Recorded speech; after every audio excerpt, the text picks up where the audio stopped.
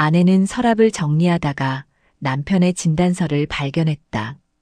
6개월 전 날짜가 적혀 있었고 병명은 위암 3기였다. 아내는 서류를 손에 쥔 채 그대로 멈춰섰고 남편은 거실 소파에 앉아 신문을 보고 있었다. 아내는 진단서를 들고 거실로 걸어갔고 남편 앞에 서류를 내밀었다. 남편은 신문을 내려놓지 않았고 고개를 돌려 창밖을 바라봤다. 아내는 언성을 높이며 왜 말하지 않았느냐고 물었지만 남편은 대답하지 않았다. 저는 두 사람의 행동을 보며 깊은 답답함을 느꼈습니다. 남편은 자리에서 일어나 방으로 향했고 아내는 그 뒤를 따라갔다. 남편은 방문을 닫으려 했지만 아내가 문을 밀어 막았고 두 사람은 문 앞에서 대치했다. 아내는 남편의 팔을 붙잡으며 병원은 언제부터 다녔느냐고 물었고 남편은 팔을 뿌리치며 상관하지 말라고 말했다. 저는 남편의 회피가 단순한 고집이 아니라 깊은 불신에서 나온 것이라고 판단했습니다. 아내는 복도에 주저앉았고 남편은 방 안에서 문을 잠갔다. 두 사람은 같은 공간에 있으면서도 완전히 단절되어 있었고 저는 이 부부가 이미 오래전부터 서로에게 닿지 못하고 있었다는 사실을 확신했습니다. 거실 테이블 위에는 남편이 먹던 약이 놓여 있었고 아내는 그 약통을 집어들었다. 항암제였다. 아내는 약통을 바닥에 떨어뜨렸고 약은 복도에 흩어졌다. 저는 아내의 손이 떨리는 것을 보았고 그 떨림 속에는 분노와 배신감이 섞여 있다고 느꼈습니다. 남편은 방 안에서 아무 소리도 내지 않았고 아내는 흩어진 약을 주우며 눈물을 흘렸다. 하지만 저는 이 눈물이 남편에 대한 걱정이 아니라 자신이 배제당했다는 서러움에서 나온 것이라고 보았습니다. 오늘 이야기를 시작하기 전에 구독과 알림 설정 부탁드립니다. 여러분의 구독 하나가 제가 이야기를 이어갈 수 있는 힘이 됩니다. 아내는 약을 모두 주운 뒤 거실로 돌아왔고 남편의 휴대폰을 집어들었다. 통화 기록에는 병원 번호가 여러 번 찍혀 있었고 문자함에는 진료 예약 알림이 가득했다. 아내는 휴대폰을 테이블에 내려놓았고 남편의 방문을 바라봤다.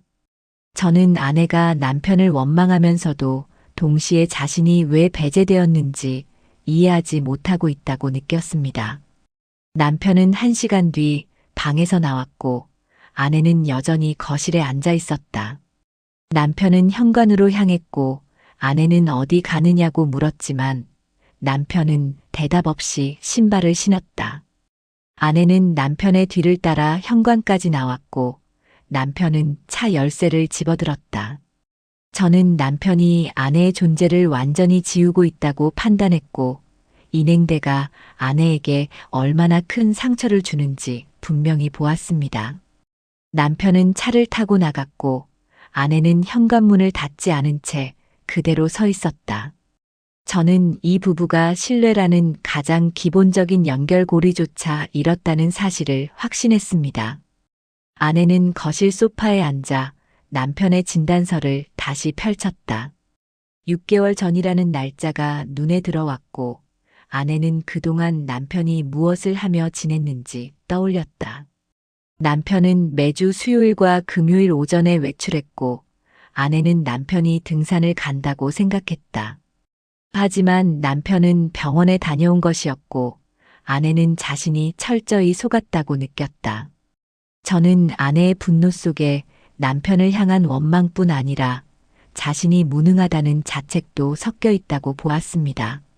아내는 휴대폰을 들어 큰아들에게 전화를 걸었다. 큰아들은 무슨 일이세요라고 물었고 아내는 아버지가 암 진단을 받았다는 사실을 말했다. 큰아들은 잠시 침묵했고 아버지가 말씀 안 하셨어요? 라고 물었다. 아내는 6개월 동안 숨겼어라고 답했고 큰아들은 한숨을 쉬었다. 저는 큰아들의 반응에서 놀라움보다는 이해가 느껴진다고 판단했고 이것이 아내를 더 고립시킬 것이라고 예상했습니다. 큰아들은 어머니, 아버지한테 뭐 잘못한 거 없으세요? 라고 물었다. 아내는 말문이 막혔고 무슨 소리냐고 되물었지만 큰아들은 아버지가 그럴 만한 이유가 있을 거예요 라고 말했다. 아내는 전화를 끊었고 휴대폰을 소파에 던졌다. 저는 아내가 가족 안에서도 지지를 받지 못하고 있다고 느꼈고 이 고립이 아내를 더 방어적으로 만들 것이라고 보았습니다. 아내는 작은아들에게도 전화를 걸었지만 작은아들 역시 비슷한 반응을 보였다. 작은아들은 엄마도 아빠한테 미안한 게 있잖아요 라고 말했고 아내는 그게 뭔데라고 물었지만 작은아들은 대답하지 않고 전화를 끊었다. 저는 자식들이 어머니보다 아버지 편을 들고 있다고 판단했고 아내가 왜 이런 대우를 받는지 의문이 들기 시작했습니다. 아내는 거실을 걸으며 남편이 집에 돌아오기를 기다렸다. 남편은 저녁 7시가 넘어서야 돌아왔고 아내는 남편에게 밥을 차려주지 않았다. 남편은 부엌으로 가서 라면을 끓였고 아내는 남편의 뒷모습을 바라봤다. 저는 남편이 아내의 존재를 철저히 무시하고 있다고 느꼈고 이 무시가 의도적이라고 판단했습니다. 아내는 남편에게 다가가 왜 나한테 말 안 했어라고 물었고 남편은 라면을 먹으며 말해봤자 소용없으니까라고 답했다. 아내는 무슨 소리야라고 되물었지만 남편은 더 이상 대답하지 않았다. 저는 남편의 침묵 속에 깊은 상처가 있다고 느꼈고 그 상처가 아내로부터 왔다는 확신이 들었습니다. 아내는 남편 옆에 앉아 나도 알 권리가 있어라고 말했지만 남편은 고개를 저었다.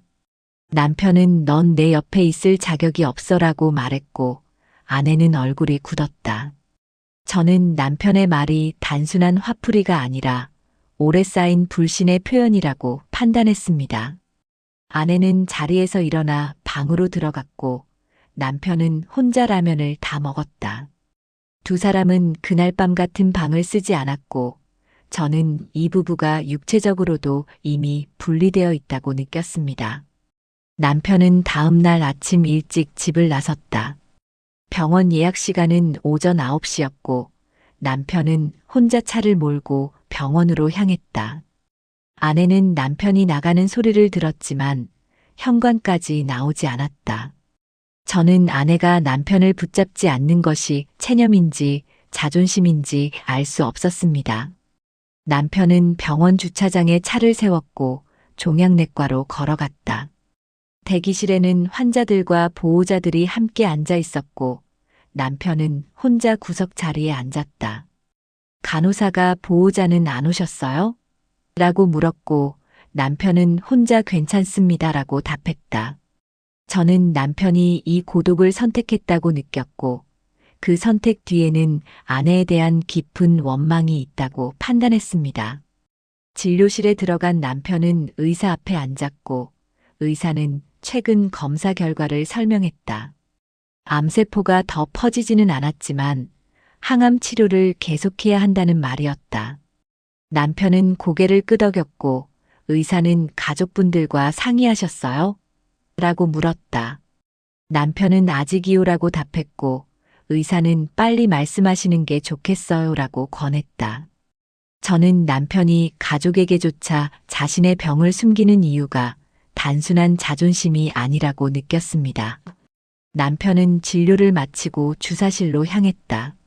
항암 주사를 맞는 동안 남편은 눈을 감고 있었고 옆 침대 환자는 보호자와 이야기를 나누고 있었다.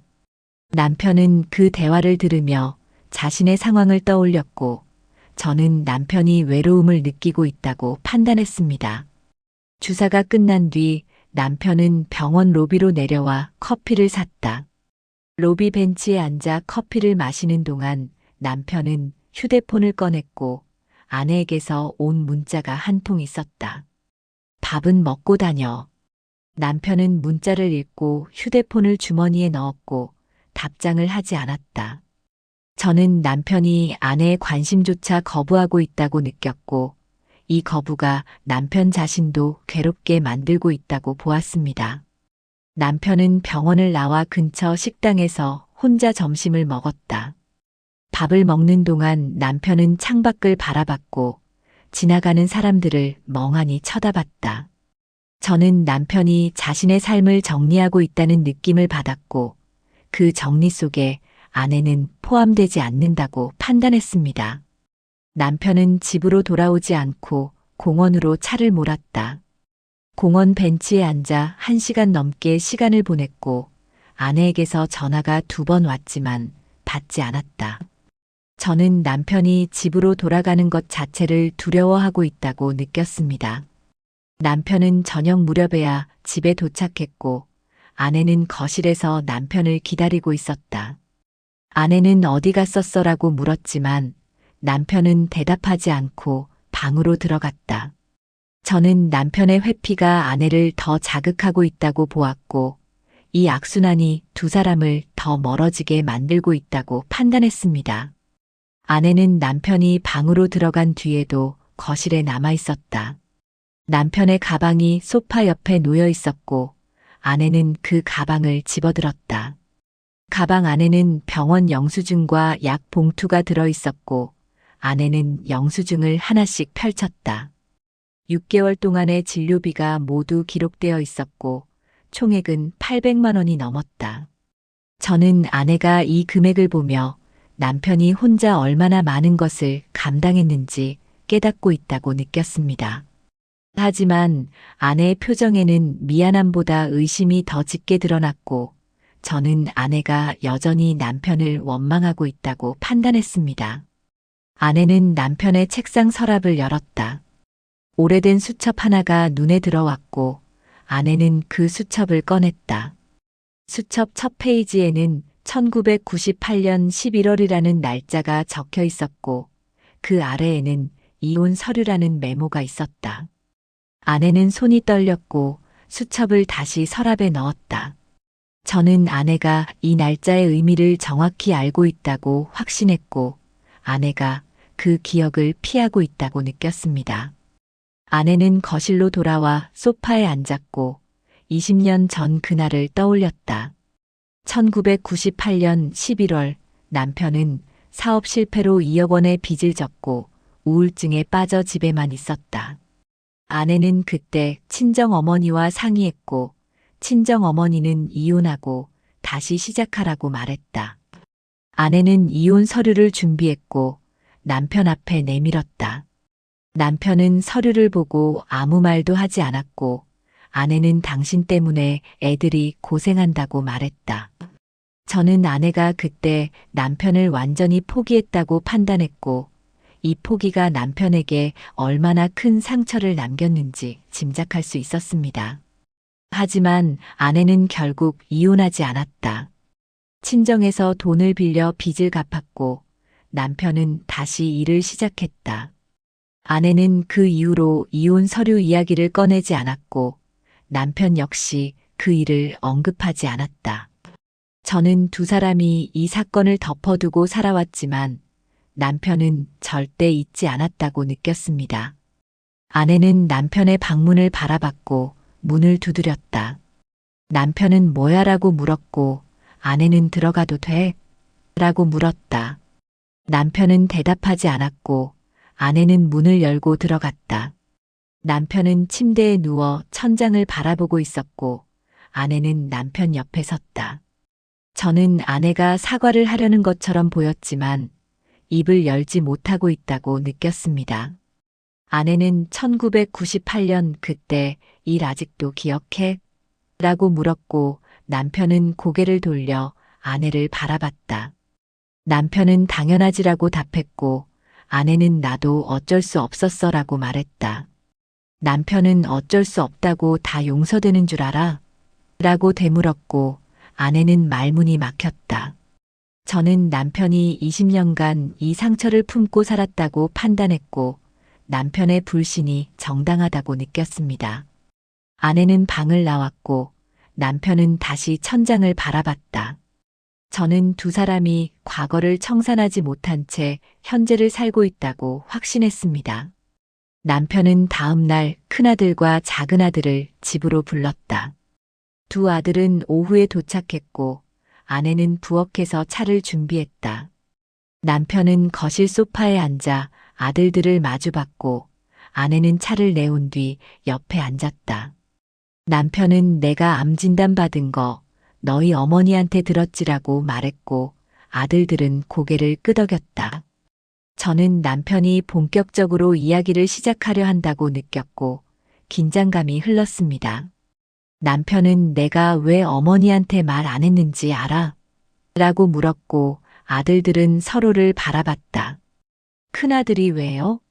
라고 물었고 남편은 어머니가 20년 전에 한 일 때문이야 라고 답했다. 아내는 얼굴이 굳었고 남편은 계속해서 말을 이어갔다. 저는 남편이 오랫동안 참아온 분노를 드러내기 시작했다고 판단했습니다. 남편은 1998년 자신이 사업 실패로 빚을 졌을 때 아내가 이혼 서류를 내밀었다는 사실을 말했다. 작은아들이 그게 사실이에요? 라고 아내에게 물었고 아내는 고개를 숙였다. 남편은 그때 내 어머니는 나를 완전히 포기했어 라고 말했고 목소리에 감정이 섞였다. 저는 남편의 말 속에서 배신감과 상처가 생생하게 느껴진다고 판단했고 아내를 강하게 비판했습니다. 아내는 그때는 어쩔 수 없었다고 변명했지만 남편은 어쩔 수 없다고 다 용서되냐고 되물었다. 큰아들이 그래도 결국 이혼 안 하셨잖아요 라고 말했지만 남편은 고개를 저었다. 남편은 서류에 도장까지 찍었어 라고 말했고 아내는 얼굴을 가렸다. 저는 아내가 단순히 서류를 준비한 것이 아니라 실제로 도장까지 찍었다는 사실에 충격을 받았고 이것이 남편에게 얼마나 큰 배신으로 느껴졌을지 이해했습니다. 작은아들이 그럼 왜 이혼 안 한 거예요? 라고 물었고 아내는 친정에서 돈을 빌려서 빚을 갚았으니까 라고 답했다. 하지만 남편은 그게 다가 아니야 라고 말했고 아내는 남편을 바라봤다. 저는 남편이 아직 드러내지 않은 진실이 더 있다고 느꼈고 이 진실이 아내를 더 궁지로 몰 것이라고 예상했습니다. 남편은 너희 어머니가 친정에서 돈을 빌린 게 아니야 라고 말했고 아들들은 고개를 갸웃했다. 남편은 어머니가 4명의 보험을 해지해서 돈을 뺐어라고 말했고 거실이 조용해졌다. 아내는 그건 이라고 말하려 했지만 남편이 손을 들어 막았다. 저는 아내가 남편을 속였다는 사실이 드러났다고 판단했고 아내의 변명이 더 이상 통하지 않을 것이라고 느꼈습니다. 큰아들이 그게 사실이에요? 라고 아내에게 물었고 아내는 고개를 끄덕였다. 아내는 그때 다른 방법이 없었어 라고 말했지만 남편은 거짓말하지 말라고 소리쳤다. 저는 남편의 분노가 정당하다고 느꼈고 아내가 20년간 이 거짓말을 유지해왔다는 사실에 실망했습니다. 남편은 나는 그 사실을 10년 뒤에 알았어 라고 말했고 그때부터 너를 믿을 수 없었다고 덧붙였다. 아내는 눈물을 흘렸지만 아들들은 아무 말도 하지 않았다. 저는 이 가족이 오랫동안 거짓 위에 세워져 있었다고 판단했고 이제 그 거짓이 무너지고 있다고 느꼈습니다. 아내는 눈물을 닦으며 자리에서 일어났다. 아들들은 아내를 바라봤지만 아무도 말을 걸지 않았고 아내는 부엌으로 향했다. 남편은 거실에 남아 아들들과 이야기를 나눴고 아내는 싱크대 앞에 서서 물을 틀었다. 저는 아내가 도망치듯 부엌으로 간 것이라고 느꼈고 아내가 자신의 잘못을 직시하지 못하고 있다고 판단했습니다. 큰아들이 부엌으로 들어와 엄마 왜 그랬어요? 라고 물었고 아내는 어쩔 수 없었어 라고 되풀이했다. 큰아들은 어쩔 수 없었다는 게 무슨 뜻이에요? 라고 따져 물었고 아내는 고개를 숙였다. 저는 큰아들이 어머니를 변호하지 않는다고 느꼈고 이것이 아내를 더 고립시키고 있다고 보았습니다. 아내는 거실로 돌아와 남편과 아들들 앞에 섰다. 아내는 1998년 그때 빚이 2억이었어라고 말했고, 친정에서 돈을 빌릴 수 없었어라고 덧붙였다. 남편은 그래서 내 보험을 해지했어? 라고 되물었고, 아내는 고개를 끄덕였다. 저는 아내의 변명이 설득력이 없다고 느꼈고, 아내가 자신의 선택에 대해 책임지지 않으려 한다고 판단했습니다. 아내는 그 돈으로 애들 학원비를 냈어라고 말했고, 빚을 갚는데도 썼어라고 덧붙였다. 작은 아들이 그럼 아빠한테 왜 말 안 했어요? 라고 물었고, 아내는 말하면 화낼 것 같아서라고 답했다. 남편은 비웃으며 화내는 게 당연한 거 아니야? 라고 말했고, 아내는 아무 대답도 하지 못했다. 저는 아내가 자신의 행동이 남편에게 얼마나 큰 배신인지 이해하지 못하고 있다고 느꼈습니다. 큰아들이 엄마가 그때 아빠한테 사과했어요? 라고 물었고, 아내는 고개를 저었다. 아내는 사과할 기회가 없었어라고 말했지만, 남편은 20년이 기회가 없었다고 라고 비꼬았다. 저는 아내가 사과하지 않은 것이 기회가 없어서가 아니라 자신의 잘못을 인정하기 싫었기 때문이라고 판단했습니다. 아내는 남편 앞에 무릎을 꿇었고 미안해라고 말했다. 하지만 남편은 자리에서 일어나 방으로 들어갔고 아내는 거실 바닥에 그대로 앉아 있었다. 저는 남편이 아내의 사과를 받아들이지 않는다고 느꼈고 이 거부가 남편의 상처가 얼마나 깊은지 보여준다고 판단했습니다. 아들들은 어머니를 일으켜 세웠고 큰아들이 엄마도 잘못했지만 아빠도 너무하신 거 아니에요? 라고 말했다. 하지만 작은 아들은 형, 아빠 입장도 이해해야지라고 말했고 형제는 서로 다른 의견을 보였다. 저는 이 가족이 분열되고 있다고 느꼈고 아내의 거짓말이 가족 전체를 흔들고 있다고 판단했습니다. 아내는 소파에 앉아 고개를 숙였고 아들들은 아버지 방으로 향했다. 남편은 방문을 열어주지 않았고 아들들은 복도에서 아빠 나와서 이야기해오라고 말했다. 하지만 남편은 대답하지 않았고 아들들은 결국 집을 나섰다. 저는 남편이 가족 전체를 거부하고 있다고 느꼈고 이 거부가 남편 스스로를 더 고립시키고 있다고 판단했습니다. 큰아들은 집을 나선 뒤 차에 앉아 생각에 잠겼다. 어머니의 말과 아버지의 말이 계속 머릿속을 맴돌았고 큰아들은 뭔가 빠진 조각이 있다는 느낌을 받았다. 큰아들은 다시 집으로 돌아갔고 아버지 방문을 두드렸다. 남편은 문을 열었고 큰아들은 아빠, 정말 그게 다예요? 라고 물었다. 저는 큰아들이 진실을 캐려 한다고 느꼈고 이 질문이 더 큰 비밀을 드러낼 것이라고 예상했습니다. 남편은 잠시 망설이다가 서랍을 열었다. 오래된 통장 하나를 꺼내 큰아들에게 건넸고 큰아들은 통장을 펼쳤다. 1998년 11월 15일 2천만 원이 인출된 기록이 있었고 그 옆에는 보험 해지라는 메모가 적혀 있었다. 큰아들은 이게 엄마가 해지한 보험이에요? 라고 물었고 남편은 고개를 끄덕였다. 저는 이 통장이 결정적 증거라고 판단했고 아내가 더 이상 변명할 수 없을 것이라고 느꼈습니다. 큰아들은 통장을 더 넘겼고 다음 페이지에서 멈췄다. 같은 달 11월 20일 2천만 원이 입금된 기록이 있었고 입금자는 친정어머니로 적혀 있었다. 큰아들은 그럼 외할머니가 돈을 빌려준 거 아니에요? 라고 물었지만 남편은 고개를 저었다. 남편은 그 돈은 내 어머니가 보험 해지한 돈이야 라고 말했고 친정에서 빌린 것처럼 꾸민 거지라고 덧붙였다.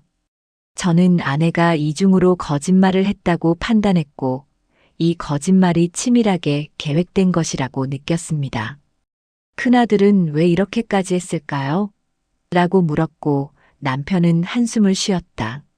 남편은 내 어머니는 나를 믿지 못했어라고 말했고 내가 다시 사업 실패할까봐 두려워했지라고 덧붙였다. 저는 아내가 남편을 통제하려 했다고 느꼈고 이 통제가 남편의 자존심을 짓밟았다고 판단했습니다. 큰아들은 통장을 다시 펼쳤고 2008년 기록을 발견했다. 남편이 보험해지 사실을 알게 된 날짜였고 그 옆에는 배신이라는 메모가 적혀 있었다. 큰아들은 아빠가 10년 뒤에 알았다고 했죠?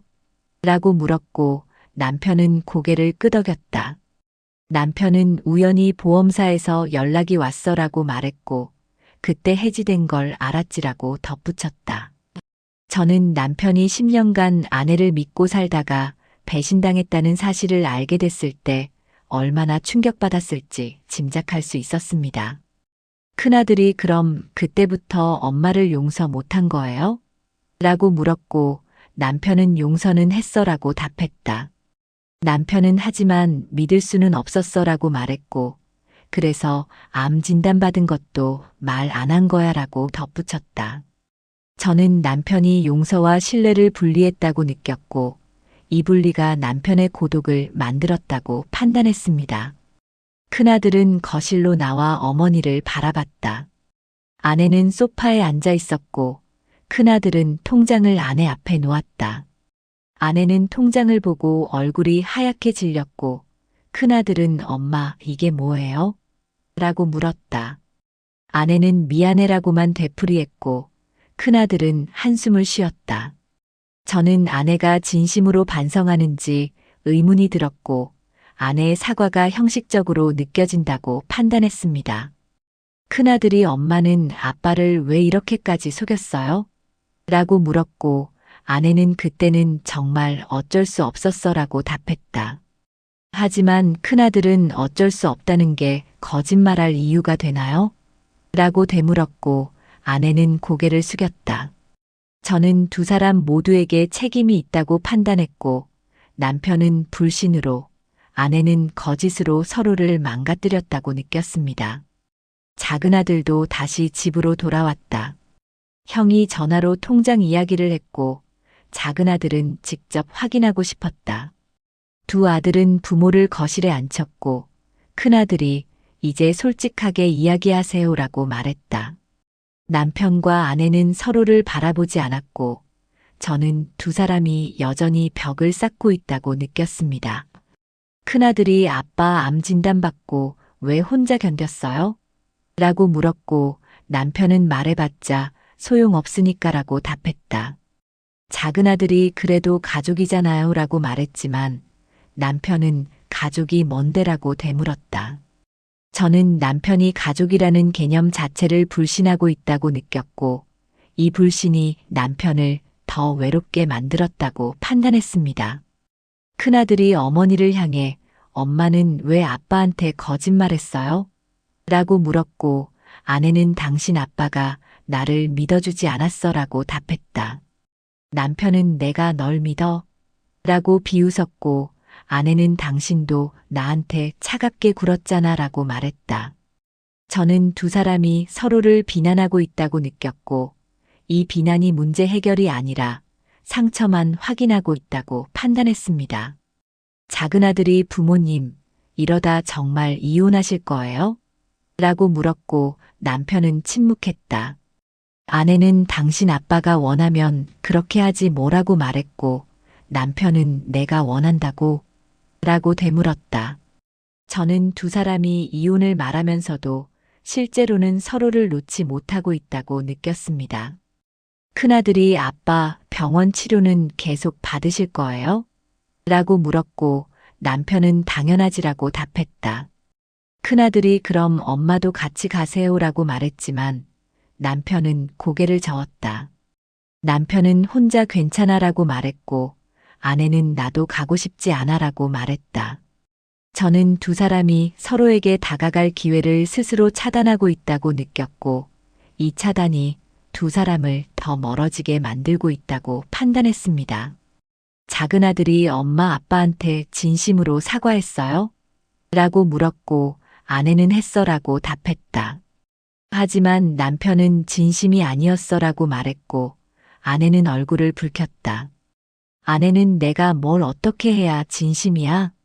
라고 소리쳤고 남편은 넌 절대 모를 거야 라고 답했다. 저는 남편이 아내에게 더 이상 기대하지 않는다고 느꼈고 이 포기가 남편의 마지막 방어막이라고 판단했습니다. 큰아들이 아빠 엄마를 용서할 생각은 없으세요? 라고 물었고 남편은 용서는 했다고 했잖아 라고 답했다. 남편은 하지만 다시 믿을 수는 없어라고 덧붙였고 아내는 눈물을 흘렸다. 저는 남편의 말이 냉정하지만 정직하다고 느꼈고 아내가 이 정직함을 받아들여야 한다고 판단했습니다. 아들들은 더 이상 할 말이 없었고 서로를 바라봤다. 큰아들이 우리가 할 수 있는 게 없네요 라고 말했고 작은아들은 고개를 끄덕였다. 저는 이 가족이 스스로 해결할 수 없는 지점에 와 있다고 느꼈고 외부의 도움이 필요하다고 판단했습니다. 남편은 다음 날 병원에 갔다. 담당 의사는 최근 검사 결과를 보여주며 상태가 좋지 않습니다라고 말했다. 암세포가 간으로 전이됐고 남은 시간은 1년 정도라는 진단이었다. 남편은 의사의 말을 들으며 고개를 끄덕였고 저는 남편이 이미 각오하고 있었다고 느꼈습니다. 의사는 가족분들과 상의하셔야 합니다라고 말했지만 남편은 혼자 결정하겠습니다라고 답했다. 의사는 한숨을 쉬며 보호자 동의가 필요합니다라고 말했고 남편은 아내한테 말하겠습니다라고 답했다.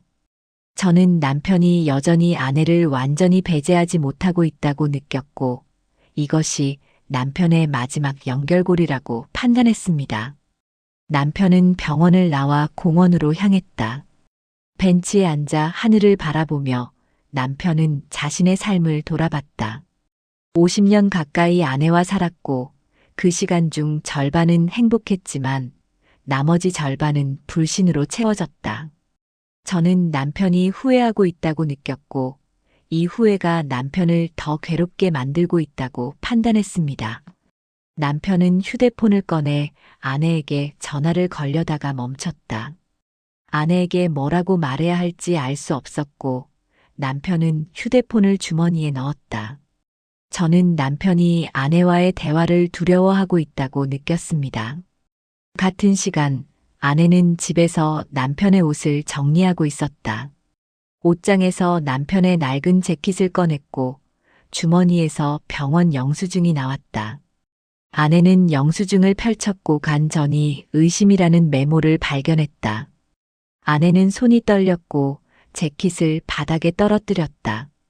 저는 아내가 남편의 상태가 심각하다는 것을 깨달았다고 느꼈고 아내가 패닉에 빠지고 있다고 판단했습니다. 아내는 휴대폰을 들어 남편에게 전화를 걸었지만 남편은 받지 않았다. 아내는 병원으로 달려갔고 안내 데스크에서 남편의 진료 기록을 물었다. 간호사는 보호자 확인이 필요합니다라고 말했고 아내는 제가 부인입니다라고 답했다. 간호사는 잠시 망설이다가 담당 의사 선생님과 상담하세요라고 말했다.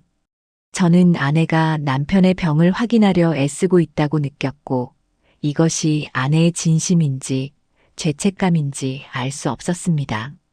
아내는 병원 로비에서 남편을 기다렸다. 2시간을 기다렸지만 남편은 나타나지 않았고 아내는 집으로 돌아왔다. 저는 아내가 남편을 찾지 못한 것에 안도하면서도 불안해하고 있다고 느꼈습니다. 남편은 저녁 무렵 집에 도착했고 아내는 현관에서 남편을 맞았다. 아내는 병원 갔다 왔어? 라고 물었고 남편은 고개를 끄덕였다. 아내는 의사 선생님이 뭐래? 라고 물었지만 남편은 대답하지 않았다. 저는 남편이 여전히 아내에게 진실을 말하지 못하고 있다고 느꼈고 이 침묵이 두 사람을 더 멀어지게 만들고 있다고 판단했습니다. 아내는 나도 같이 가도 돼? 라고 물었고 남편은 잠시 망설였다. 남편은 필요 없어라고 답했지만 목소리에 힘이 없었고 저는 남편이 흔들리고 있다고 느꼈습니다. 아내는 미안해라고 말했고 남편은 아내를 바라봤다. 두 사람은 현관에서 서로를 마주봤고 저는 두 사람이 여전히 서로를 놓지 못하고 있다고 확신했습니다. 남편은 다음 날 아침 일찍 일어났다. 아내는 아직 자고 있었고 남편은 조용히 집을 나섰다. 병원 예약 시간은 오전 9시였고 남편은 혼자 차를 몰고 병원으로 향했다. 저는 남편이 여전히 혼자 모든 것을 감당하려 한다고 느꼈습니다. 하지만 병원 주차장에 차를 세우려던 순간 남편은 아내의 차를 발견했다. 아내는 이미 병원에 와 있었고 로비에서 남편을 기다리고 있었다. 남편은 아내를 보고 멈칫했지만 아내는 남편에게 다가왔다. 저는 아내가 남편을 놓지 않으려 한다고 느꼈고 이것이 아내의 마지막 시도라고 판단했습니다. 아내는 같이 들어가도 돼? 라고 물었고 남편은 대답하지 않았다.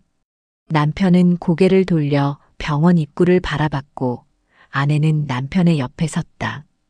두 사람은 나란히 병원 안으로 걸어 들어갔고 저는 이 동행이 새로운 시작인지 마지막 동행인지 알 수 없었습니다. 진료실 앞에서 남편은 아내에게 밖에서 기다려라고 말했고 아내는 고개를 끄덕였다. 남편은 진료실에 들어갔고 의사는 보호자분은요? 라고 물었다. 남편은 밖에 있습니다 라고 답했고 의사는 같이 들어오시라고 하세요 라고 말했다. 남편은 잠시 망설이다가 문을 열어 아내를 불렀고 아내는 진료실 안으로 들어왔다. 저는 남편이 드디어 아내를 받아들이기 시작했다고 느꼈고 이것이 용서의 첫걸음인지 의문이 들었습니다. 의사는 두 사람에게 검사 결과를 설명했다. 간 전이가 확인됐고 항암 치료를 강화해야 한다는 내용이었다. 아내는 손으로 입을 가렸고 남편은 고개를 끄덕였다. 저는 아내가 충격받고 있다고 느꼈고 남편은 이미 이 결과를 예상하고 있었다고 판단했습니다. 의사는 보호자 동의가 필요합니다라고 말했고 아내는 제가 서명할게요라고 답했다. 남편은 아내를 바라봤고 아내는 서명란에 이름을 적었다. 저는 이 서명이 단순한 동의가 아니라 아내의 책임 선언이라고 느꼈습니다. 진료를 마치고 두 사람은 병원 로비로 내려왔다. 아내는 커피 마실래? 라고 물었고 남편은 고개를 끄덕였다. 두 사람은 병원 카페에 앉았고 서로 말없이 커피를 마셨다. 저는 이 침묵이 불편한 것이 아니라 두 사람이 서로를 받아들이는 과정이라고 느꼈습니다. 아내는 미안해라고 다시 말했고 남편은 알아라고 답했다. 남편은 나도 미안해라고 덧붙였고 아내는 고개를 들어 남편을 바라봤다. 저는 남편이 처음으로 자신의 잘못을 인정했다고 느꼈고 이것이 두 사람의 관계를 바꿀 수 있는 계기라고 판단했습니다. 남편은 내가 너무 차갑게 굴었어라고 말했고 아내는 당연한 거야라고 답했다.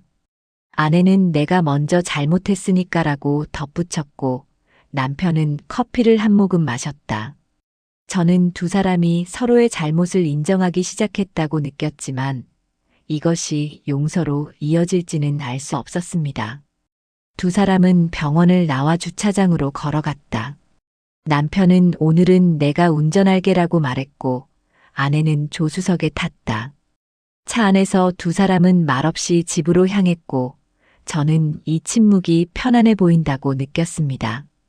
집에 도착한 뒤 남편은 거실 소파에 앉았고 아내는 부엌으로 가서 차를 준비했다. 아내는 차를 내오며 남편 옆에 앉았고 남편은 아내를 바라봤다. 저는 두 사람이 오랜만에 같은 공간에서 편안하게 앉아 있다고 느꼈습니다. 남편은 앞으로 어떻게 할 거야? 라고 물었고 아내는 당신이 원하는 대로 할게라고 답했다. 남편은 나도 잘 모르겠어라고 말했고 아내는 남편의 손을 잡았다. 저는 아내가 남편에게 다가가고 있다고 느꼈고 남편이 이 손을 뿌리치지 않는다는 사실이 중요하다고 판단했습니다.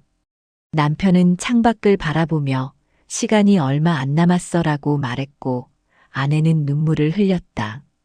아내는 그럼 남은 시간이라도 같이 보내자고 말했고 남편은 대답하지 않았다.